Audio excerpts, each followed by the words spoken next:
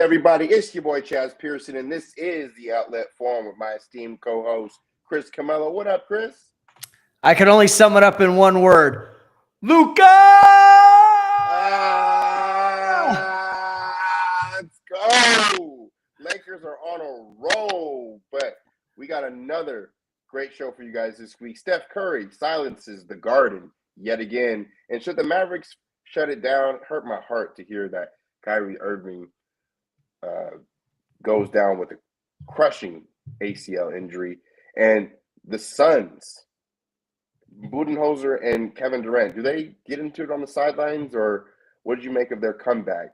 And obviously, Chris, we'll get into everything that's going on with the play-in tournament and everybody who might or might not make the playoffs. But, of course, we got to get started first on tonight's show with the Lake Show. They just keep it rolling, beat the Pelicans, belt to ass, wire to wire, 136-115. LeBron James drops 50K, the first player to ever do it, playoffs and regular season points. Chris, what did you make of not only the 50K, but Luka dropping 30 points, over 15 assists, LeBron 34 points? Obviously, it being the Pelicans, but what do you make of the win, and what do you make of the night for the Lakers as they keep this thing rolling? Well, I'll start off with the second question first. Luka is starting to look more and more like himself with each game. There were some clunkers out of the gate. There have been some tough shooting performances. I think he's still shaking off the rust from missing 6 weeks. Getting comfortable is in his new environment. But if you notice the last few games, particularly that second game against the Clippers and what we saw last night against the Pelicans, that is the Luka Doncic we have become accustomed to these last 7 years. So he looked fantastic. He's starting to really get into a groove. You see the confidence brimming. You see the comfortability. You're seeing this team get after it, not just offensively, Chaz, both ends of the floor. And not to mention, they are winning these games without Austin Reeves, without Rui Hachimura. Even Jordan Goodwin, who's been playing good ball for them, has not played the last couple of games. Although Reeves is coming back, he is slated to be probable on Thursday night against the New York Knicks. They have completely bought in. Exactly. They have completely bought in. And Chaz, what was the concern of this trade? We lose size. We don't get any deep. We're losing size. We're losing defense. And we're getting another ball dominant wing to go along with LeBron James. They really, even when Luka was struggling, you could make the argument he just wasn't making shots. It wasn't about, oh, he looks uncomfortable out there. He looks stiff. It was just about, trying to find his groove, trying to find his offensive rhythm. I don't think it was a chemistry problem. I said comfortability earlier, but that's more or less getting comfortable just being back out on the floor again. So with each game, he's getting a little bit better and a little bit better, and he's making the multiple efforts too. For the most part, on the defensive end, him and LeBron are both getting after it. And Chaz, that's how you play good team defense in the modern NBA. 5 guys working together, not just one ball hawk on the perimeter and one shot blocking anchor. It's 5 guys working together as one. And let me say this about Bron: 50,000 points. Oldest player to get the player of the month. The last one who was that old was Karl Malone in 2000. He was 37. So like LeBron, hate LeBron, whatever. And I know Chaz, there's a big faction of Laker fans who can't stand King James. I get it. However, haters, you have to respect what he's doing at 22 years in, 40 years old. He is still playing at such an elite level. A lot of people think he could even be in the MVP conversation right now. And I think he feels this team has a legitimate shot at going, and making it a deep run in the Western Conference playoffs, perhaps into the finals this year. And if they keep this up and they're able to stay healthy and they stay committed to the defensive end, they could do just that. But shout out to Bron.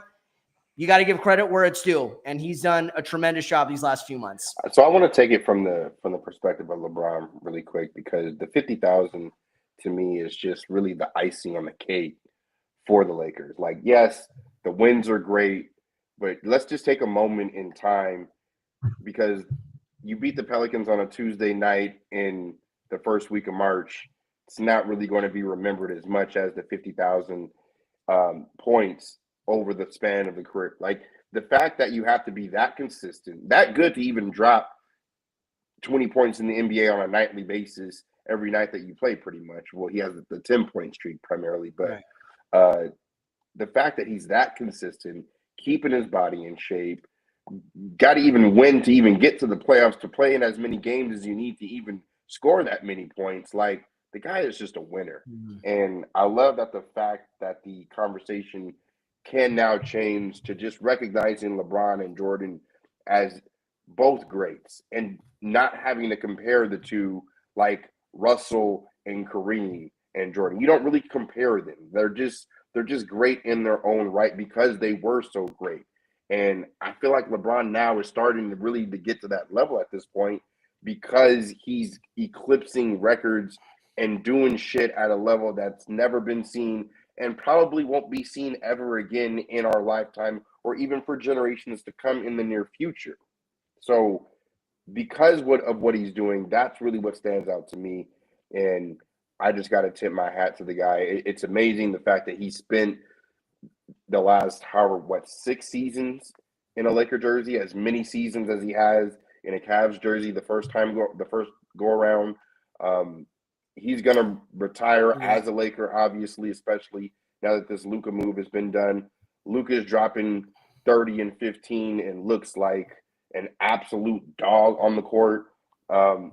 And I'll just switch gears and say this. When the Lakers go to the playoffs, man, Luka is going to be on a completely different level. And I saw a Mavericks fan tweet this, like, he wasn't salty at all. He was just like, okay, like, it's out of my hands, traded our superstar. But to Laker fans, for those of you that don't know, when you see Luka in the playoffs, it's going to be a completely different experience. And I believe him on that because this shit in the regular season is already off the charts.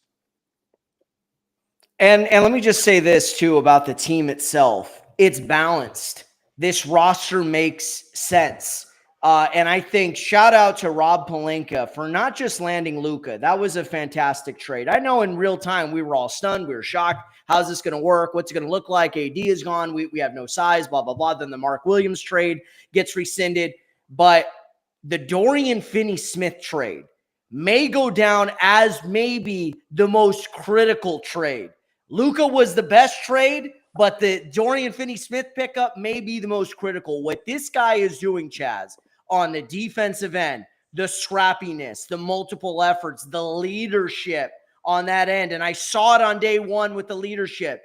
He called the team out after that loss in Dallas, right? What did he say? He said, they're too quiet out there. And then 2 nights later, when they lose again, he says, it's like the coaching staff has given us the study guide to the test, and we're choosing to throw away the study guide. That, to me, showed leadership, that this guy isn't just your run-of-the-mill 3-and-D role player, which there's nothing wrong with that. There is some hustle behind that muscle. And I just want to give a shout-out to Dorian Finney-Smith. I know there are going to be nights where he goes 1 for 5 or 1 for 6 from downtown and only scores 5 or 6 points. Yeah. But that is a winning ball player right there. One that we haven't seen with the Lakers, Chaez, since maybe Alex Caruso. A couple shout-outs. As far as on a contending Laker team. Yeah, great points. A couple shout-outs real quick. Aldell, you couldn't be more right. Luka in the playoffs is going to be ridiculous. Shout out Nick Champion. Shout out Brandon Thrush. Shout out everybody in the chat. If you guys have any questions or comments, please post them in the chat. We want to get to those and talk to you guys and answer any questions that you guys may have or what you guys feel. But I got to get into on my IG as well, by the way. On my go ahead. I just want to say shout out to the people that are trickling in on my IG as well. So yeah, I know my girl Carla's on there right now, but I see a few more people trickling in. Anybody coming in, please drop a comment, show some love. Appreciate you guys tapping in. But I want to get into this Mavs discussion because Kyrie tearing his ACL is just absolute nasty work. And Nico Harrison of the Dallas Mavericks has started a chain of events that has I have no idea how this even happened, to be honest with you. Even though we know how it happened now, that the Adelmans and the Dumonts came and they bought the team from Cuban and wanted to get into gambling or are already into gambling and probably don't want to pay Luka because Luka smokes hookah and drinks beer, but still drops 30-point triple doubles and 5-time All NBA. But you still trade him to the Lakers anyway, and LeBron and Luka are going off like it's just now. It's here. It's happening right in front of us. But you got to take the time to appreciate Kyrie. Kyrie is just an absolute gem of the league. I love the fact that he's past that point when he was with Brooklyn and everybody was shitting on him before he got traded, and now he's been to the finals again, although he didn't win, but he tears his ACL, and it's a big blow. Like, I really was sad. Devastating. You know, if you like basketball, if you're just for the love of the game, you want to see Kyrie out there, especially if you see that AD is possibly on the mend. You know, I don't wish bad on any franchise except for probably the Kings or the Suns or the Spurs or the Celtics or the Clippers. But anybody other San Francisco Giants in baseball. Anybody else other than that, basically anyone from Boston. I just don't want to see Kyrie. I don't wish hurt on anybody, but I really was curious to see what the Mavericks would look like in contrast to what the Lakers look like. And I think it's a bummer to see the Lakers just go off and do their thing, and the Mavericks to not even be competitive now, getting blown out by 30 points the next night by, who did they lose to tonight? To the Milwaukee Bucks on the road. They lost 137-107 with no Kyrie, no Luka now, obviously, no AD, no nobody, pretty much. So what do you make of Kyrie tearing his ACL, and should the Mavs shut it down, albeit now that Kyrie is out, AD is on the mend, but you ain't got no Luka, you ain't got really nobody. Is it worth it to bring it? Exactly. And by the way, they're also down Derek Lively. They're also down Daniel Gafford. These guys were probably, if everything went right, we're going to be back maybe end of March, early April, toward the tail end of the regular season. So that was the consensus, that can the Mavs hold down the fort for the next, 4 to 5 weeks while these guys all kind of start trickling back one at a time. And then Kyrie just lands awkwardly, and it did not look good. Shout out to him for having the Mamba mentality. I know that term gets overused, but there was a moment where Kyrie, gave us flashbacks to 2013. Kobe tears his Achilles. You knew something was wrong. He goes to the line and he knocks down 2 free throws. The Lakers end up winning that game and get themselves into the playoffs. Dallas now loses Kyrie. For Kyrie, it's another in a long line of injuries that he has been going through really over the last 4 or 5 years since he got to Brooklyn. And this one is now even more devastating because this is going to sit him for the rest of this season and probably early on next year. We probably won't see Kyrie back on the basketball court till maybe December. So it is just devastating. December, I'd say and he was having such a good year. And well, yeah, I mean, it depends on where the team is at. But, sometimes these guys heal very quick, and we'll see what happens. But you're right. That they may decide it may be January of 2026.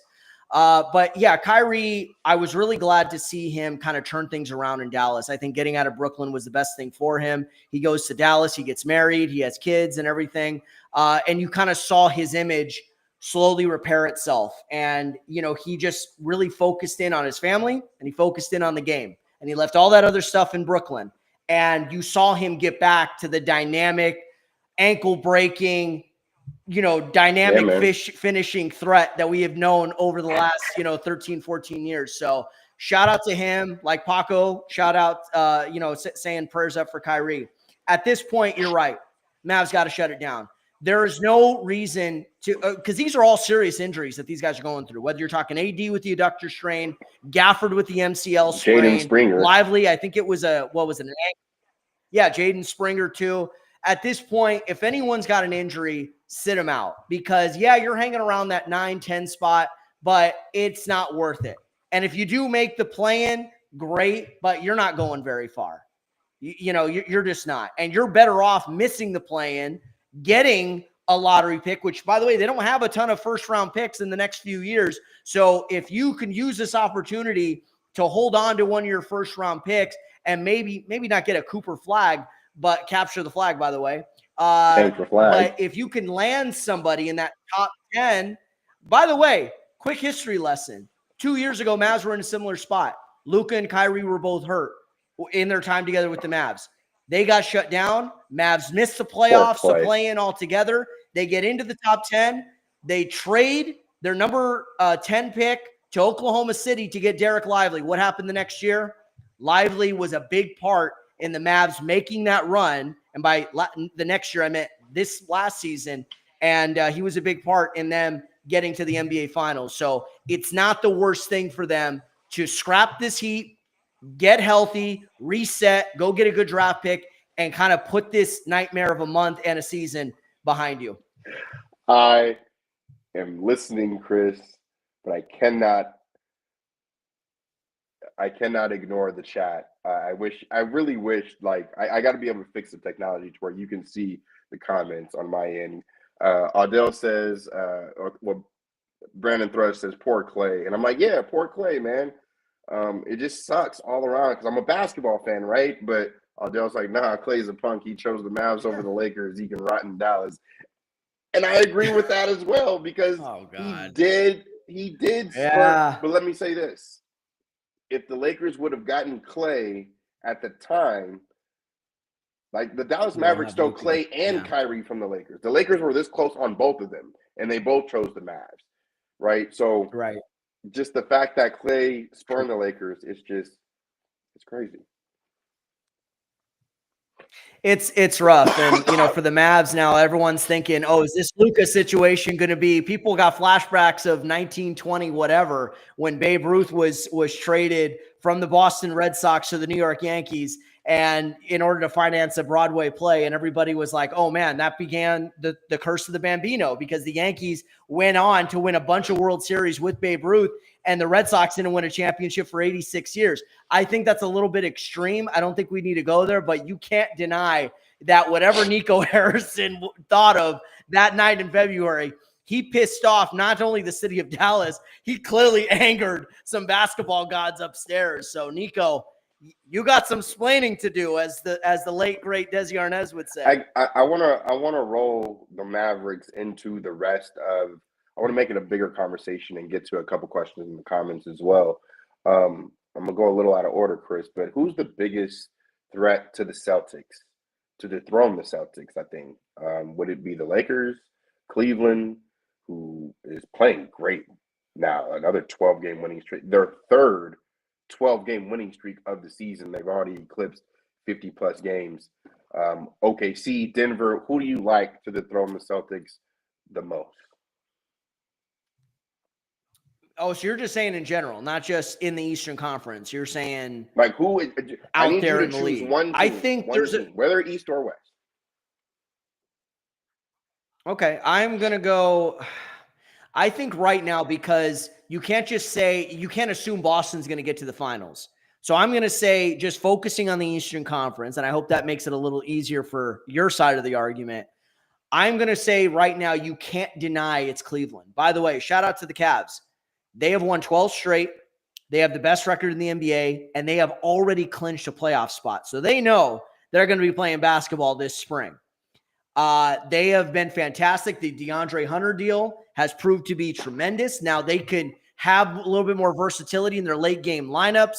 You have got a dynamic backcourt, and they are not the same team as they were a year ago. Yeah, they may have a similar roster, but they've got a different coaching staff that's got them believing, that's got them working together offensively, buying in on the defensive end, and there's been internal improvement. And that's the other thing. I want to focus on that term, internal improvement. It's not always about scrapping it. Oh, man, they were so this, blah, blah, blah. No, we're going to stay the course with this group because this group is better than any of the what-ifs that are out there that we could actually obtain and acquire. So that was Kobe Altman and the ownership and the front office agreement. Yes, we're going to get rid of JB Bickerstaff. Shout out to him. He's going to be a coach of the year candidate. He's done a great job with Detroit this season. But Kenny Atkinson is clearly the right guy for the job, and he has reminded everyone, including Kyrie and Kevin Durant, that this dude should not have been fired. So shout out to Kenny Atkinson. Shout out to the Cavs. They are the big threat to the Boston Celtics. And that win on Friday was a huge measuring stick and something that they could now build on. And if nothing else, Chaz, give them the confidence to believe that they could knock out the Celtics in a 7-game series. I want to agree with you because on paper, realistically, especially coming off the win, even without Porzingis, without Drew Holiday, like they were very impressive to come back from a 25-3 deficit and still win that game in Boston. So got to shout out the Cleveland Cavaliers, but I got to go with the Lakers. And the reason why that is because I don't believe that there's a team out there that can beat the Lakers in a 7-game series with LeBron and Luka healthy with the playoffs and the championship or a chance for the championship on the line. I think the real contenders are the Lakers, Denver, okay. Well, in the order, I would probably give it to the Lakers right now based on how they're playing, then OKC because of just their roster, even though they're inexperienced, then Cleveland, then Denver. Denver's just really inconsistent. Michael Porter's not as good. They don't have Bruce Brown. Their bench isn't as good. They're relying on Christian Brown and DeAndre Jordan and Russell Westbrook in big-time minutes. I don't think that they're going to be a big-time contender, although it wouldn't surprise me if they win a first-round series and possibly face the Lakers in the second round. Like that wouldn't surprise me at all. Lakers got to get past whoever they get in the first round because it's pretty obvious they'll make the playoffs at this point.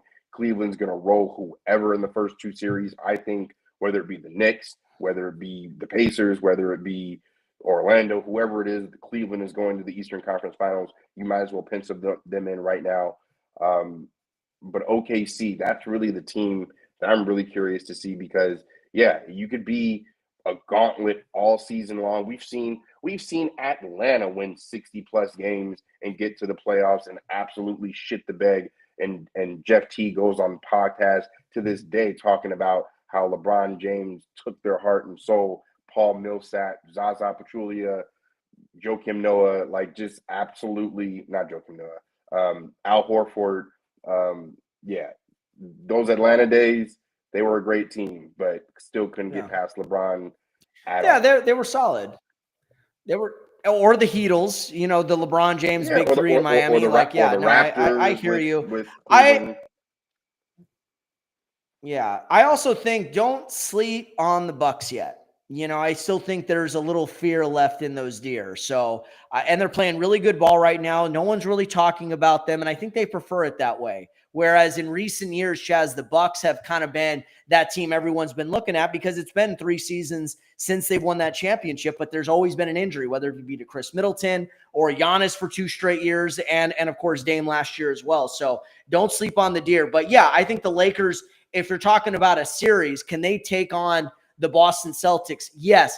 Here's why I'm a little leery of the Lakers and the Celtics is because the Celtics have the personnel that they could throw at Luka Doncic because they did it last year. Jaylen Brown, Derek White, Drew Holiday, they know they could make Luka very uncomfortable. Not to mention, I don't know if the Lakers have anyone that could stick a healthy Porzingis 4 times out of 7. I think he would really wear on the Lakers front court and make them, make JJ Redick and that coaching staff nuts trying to take him out of his comfort zone. So we're going to get a better idea of where the Lakers are at against Boston come Saturday night. We'll get a better idea of where they're at. I'm not saying you're wrong. I'm just saying I don't know. That's what I'm saying. My thing with Boston is Porzingis. Porzingis is the linchpin that unlocks the entire team, puts everybody in their natural positions.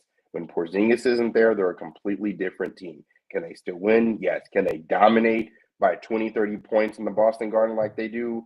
I don't think so. So here's the thing. You got to blitz Luka at half court. And if you're going to put 2 on Luka and then pretty much shade LeBron, who does that leave wide the fuck open? Averaging 23 points a game, injured but coming back really soon and was playing the best ball of his career right now, and that's Austin Reeves. If you let Austin Reeves get jiggy with it on the left wing, right wing, wherever he is, especially if you're blitzing Luka at half court, that's why I have so much confidence in the Lakers. And then you got Rui, you got a 2-on-1 on the backside with Rui and Jackson Hayes and Austin Reeves because you're paying so much attention to Luka and LeBron coming up half court, yeah. Yep. I can't wait. I absolutely can. I am not saying wait. I'm salivating over here, man. I'm saying can I answer the Laker question? I'm gonna have a better idea about it after Saturday. Why do you have to wait till Saturday? They just blew out Boston. Can I ask you a question? Why do you have because to I gotta see. Okay. You don't have faith? Good. What is faith? What is the definition of faith, Chris? Believing in something without even seeing exactly. So why it. do you have to see it if you already know we pretty much got two of the top 5 best players in the league right now? You already beat Boston. Porzingis and Drew Holiday may or may not play. Like with a different group. With a different group. That was not the same Laker team as it is now. Right. Here's the thing about the Lakers. I said this last week. I think I said this last week, or I said this on another show. March is going to be a time, not just for the Lakers, but for everyone else to put up or shut up. We're going to have a better idea of who's a true contender and who's not. Right now, it's looking, you're right, the Lakers. It's looking like Cleveland. It's looking like Boston is going to start to round into form and everything like that. But this month is going to be brutal for the Lakers, Chaez. A lot of back-to-backs, 2 separate road trips, a lot of contending teams. So we're going to have a better idea of what this Laker team is. And if they come out of the other end of this and playing really well and going 3-1 on this road trip and knocking out of Boston, knocking out of Denver, knocking out of Milwaukee, we will have a really good idea of saying, whoa, if you believe then, you better believe now. I am just saying I'd like to see what they can do in the Garden, in the Boston Garden, Saturday night, and see if Luka has learned anything from last year's ass kicking that he received at the hands of Jaylen Brown. That's what I want to see. All right. I'm sorry to be blunt, but you know I'm right on that. Fair enough. We'll close it out with this conversation because I'll table that and I'll just let Saturday be Saturday and we'll see what happens. But Steph Curry does his thing again in the Garden. Golden State Warriors defeat the Knicks 114-102. No Karl Anthony Towns. Mikal Bridges was a shell of himself. Josh Hart just can't get right. The Knicks were up by 9 points in the second quarter, and somehow, some way, obviously the Dubs and Jimmy Butler and Draymond Green, they are finding a way. They're in the 6th seed right now. What do you make of the Golden State Warriors? Why are they not on the contender list? And do you think that they can keep this going? They should be on the contender list right now. But they're not. So tell me why not, Lakers Chris. Were at 2 years ago. Sorry. I don't know why. They're overlooking them right now. By the way, since they got Jimmy Butler, they're 9-2. And they have won some pretty impressive games. Butler has infused new life.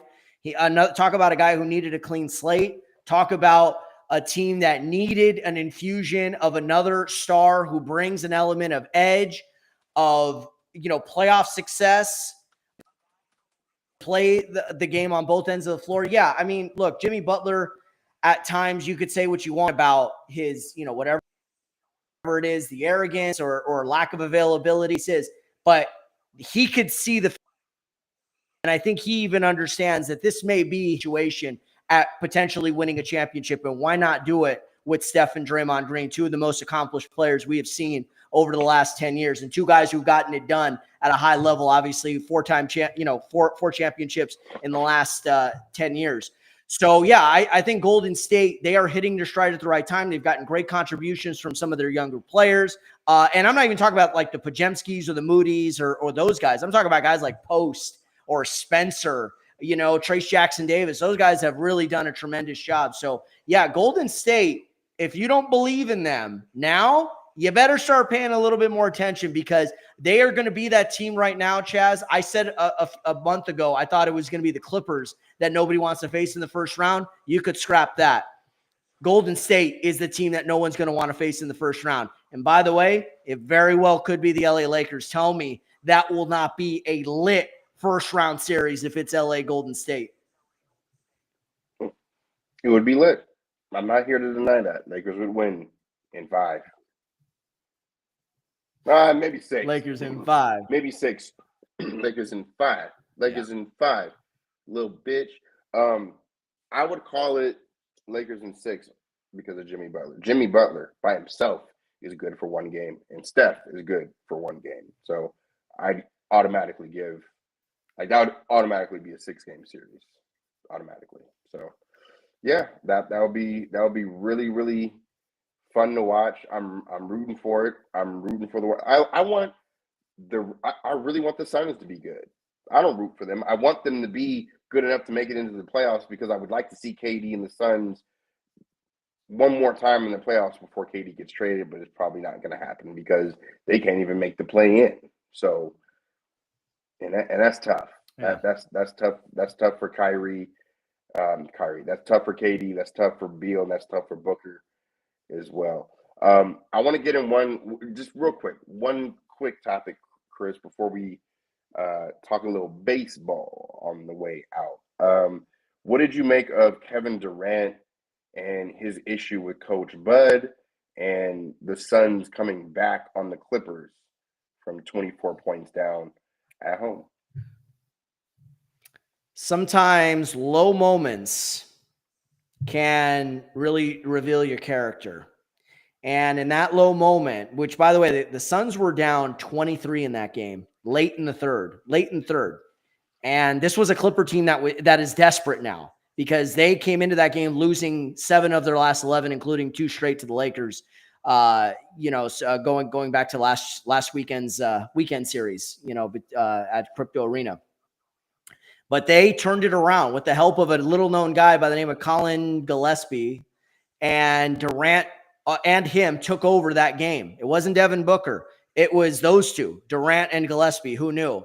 And I was glad to hear what KD said. He was like, yeah, you guys saw the moment of me getting into it with Bud, but did you catch the moment afterward? 2 seconds later or 2 minutes later, he goes and taps Bud on the shoulder. They're, standing next to each other, talking to each other civilly. Look, there are times where these guys snap at each other. The thing is, we don't always see it. It's usually happen behind closed doors, on the practice court, in the locker room. As long as it's not getting physical or personal, this is part of the business. And I think KD in that moment said, you know what? Enough's enough. I got to put a stop to this. We now have an opportunity with Dallas falling off with all these injuries to now maybe make a big run and go into the play. And I think last night's comeback win against the Clippers could be the moment they turn this around.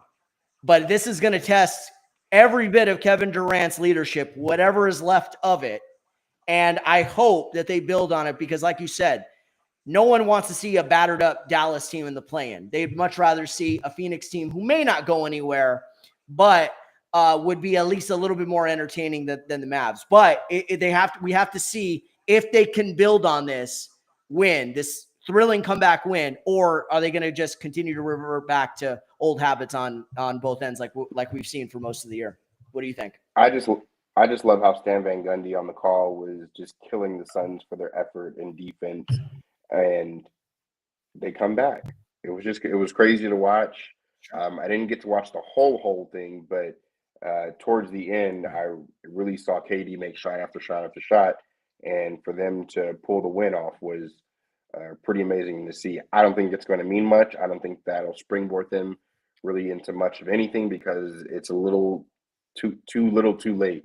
Even though the West is bunched up and they could go on a winning streak and vault themselves into the 8th seed or 7th seed and make the play-in, I think that's very unlikely given that they're 3 games back of the 10 seed right now. So, or 2.5 games, I believe now. So I don't really give them much of a chance, but I did think that it was interesting, KD's perspective, because he didn't tell a lie as it pertained to, it's more entertaining to just cut the tape where I took my hand away and not to follow through with, us continuing to talk and continuing that communication. Unlike LeBron, when he bumped into Spoelstra, he kept walking and never turned around and kept walking out of Miami into back into Cleveland, actually, after that season. So it was really interesting to kind of make that correlation, but I don't think the Suns are going to do much of anything, and KD will probably be a Dallas Maverick in this offseason. That's something that I'm calling. Really quick, before we get out of here, I got to give you the platform, or us, the platform, but mainly you, because while I am a Dodger season ticket holder, you are the Dodger aficionado in terms of knowledge and stats and all things Dodger Blue. So, what did you make of Roki Sasaki's debut in the Cactus League last night? It was impressive. And first of all, thank you for giving me my flowers. I mean, I am just, for a second I was saying, is this guy just putting me on, or is he actually meaning that? But I'm gonna take that at face value and say thank you so much. I tried. I wouldn't say an aficionado. I would just say an enthusiast. But I appreciate that. I'll take aficionado. Baseball. I'll take the lob. I'll take the lob. Baseball. Rocky. I was watching him pitch as I was working out. I came in when he had 2 on and 1 out in his first inning of work, and he got out of that jam. And the one thing I take away from Sasaki was the fact that, man, he's got one pitch that looks like 3 different pitches. He's got a splitter that looks like a slider and a changeup. Wow. I mean, it was filthy what he was doing. And Chaez, I got to imagine, yes, it's a spring training game. Take what put however much stock you want. But I think for a guy like Sasaki, who has not pitched in the American game yet, he's 23 years old. He knows he came in with a lot of hype. Everyone's been talking about him the last year. People saw him in the WBC. They believe he's going to be the next great star of this league. To go out there, manage those nerves, and to put down 3 scoreless innings with 5 Ks, 2 hits, and 1 walk, and no runs, that was impressive. And that's certainly something to build on to show that maybe he is the real deal. Now, your next question may be, what's his role on the team going to be? Good question. Can I be honest? Starter? I don't know. He could be the fourth starter. He certainly, I think, is going to get the start in Japan. This outing that he had last night solidifies that. If he would have gotten shelled, we're having a much different conversation today. I think he's going to. Second, is he going to be with the team? Is he going to be with the team all season long? I don't know. Would he be better off in the minors, especially if Dustin May and Tony Gonsolin reestablish themselves and prove that they can handle the back end of the rotation? Maybe. But the bottom line is, whatever concerns, whatever, there was somebody who posted a video, oh, he's a bust, he's this, he's that. For one night anyway, those got put away. He's going to go through rookie struggles, Chaez. But for one night, I saw him deliver a nasty slider. It wasn't the splitter, it was a slider. And I was like, man, I was going back. I was like, nasty. My gosh, this kid's only 23. Yeah, it's filthy. So anyways, I thought it was a really good outing for him. And if nothing else, like I said, it's spring. It's about confidence and knowing that I could go out there and take on these big league hitters. So, and confidence is for any athlete, Chaez, it's paramount. You got to have confidence. You got to have the belief that they can go out there and get her done. And like I said, he did that against the Reds last night. So what were your thoughts? It's just step 1 into going like this. I need him going upward, trending in that trajectory all the way up until September 30th, going into October. I need that over. And I don't care if that takes some AAA starts. I don't care if that takes being the 4th starter. I don't care if that takes throwing a no-hitter at some point this season. I don't care what it takes. I need him dialed in September 30th going into October, because that's what means most. But I'm going to be along for the ride of Sasaki all the way through the season, just like I was with Yamamoto. And I like what I'm seeing from guys now. Snell, I want to see a little bit more, but obviously Snell is Snell. And eventually, I've never seen Shohei Ohtani pitch with my own 2 eyes. I cannot wait to see him on the mound in a dive. For me personally, more than anything else, I'm looking forward to that. And hopefully it comes in May, like it's rumored, or possibly on trajectory to be. But at some point, I'd like to see Ohtani throw and hit in the same game, and I can't wait. Can't wait. And listen to what you just said. You named all those guys, right? Glasnow, Snell, Yamamoto. I mentioned May and Gonsolin. You know what that means? That means Sasaki could take his time and develop and truly to worry about being 23 years old and putting the full everything on, his shoulders. That's the thing about Roki Sasaki being a Dodgers, the fact that they don't need him to perform now. I agree with you. I think it's more important for him to be healthy and available and pitching at his best come at the end of September. It reminds me a little of what Kobe went through the first years of his Laker career, playing behind Eddie Jones and Nick Van Exel and being a fourth option behind those two along with Shaq. It allowed him to really develop his game. Now, he still got the opportunities, sure, but they didn't need him to carry the franchise right away, like a lot of his other counterparts, the Ray Allens, the Stephon Marbury, Sharif Abdur-Rahim, Nash, and so on. Those guys were shouldered it. LeBron, he had to shoulder that right away. Jordan, etc.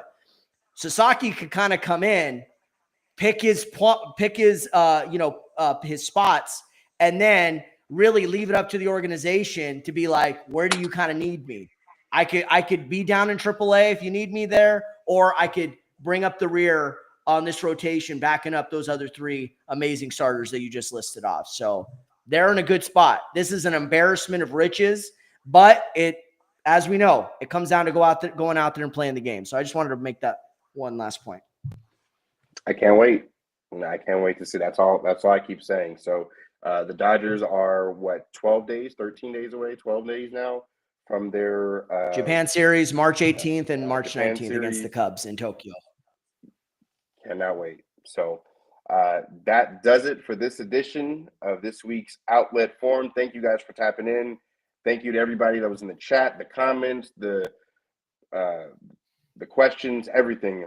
We are going to continue to keep it rolling for the rest of the season and going into the off season for basketball. Cannot wait for the Dodgers, and really interested to see what the Rams are going to do with Cooper Kupp and if they're going to get in on the Devontae Adams sweepstakes as well. We talk a little football on this show as well. So thank you guys for tapping in. You guys know where to get at us. Yeah, could be a good one. You guys know where to get at us on Instagram, on Twitter, at Chaez Pearson. Chris, where can I follow you, my man? At Chris_Camelo on Twitter /X, on Instagram, CCamelo1, Facebook, et cetera. By the way, RIP to the great Gene Hackman. And, two of my favorite sports movies, Chaz, Hoosiers and The Replacements. And Gene Hackman was stellar in both of them. So RIP, sad death. I just wanted to throw that out there to close out the show. You know how much I love movies. All right. RIP. Well, appreciate you guys. We'll see you guys next week.